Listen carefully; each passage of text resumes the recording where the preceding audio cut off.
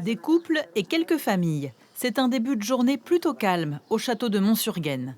La directrice recueille les impressions des visiteurs, C'est assez accessible, je trouve. tous conquis. On découvre en fait l'histoire au travers d'une expo super moderne dans un lieu ancien. Et le mariage fonctionne très bien. C'est facile d'accès, de compréhension, c'est bien raconté. Scénographie moderne, immersion dans la vie médiévale du Poitou.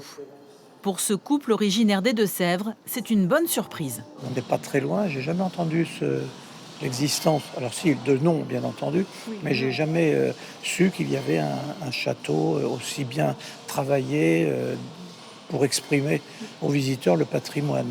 Avec 15 000 visiteurs l'an dernier, loin des 40 000 annoncés au départ, le château de Mont-sur-Gaisne n'est pas encore devenu un site touristique incontournable de la Vienne. On s'est cherché pendant 2 saisons, savoir ce qu'il fallait proposer, comment communiquer également.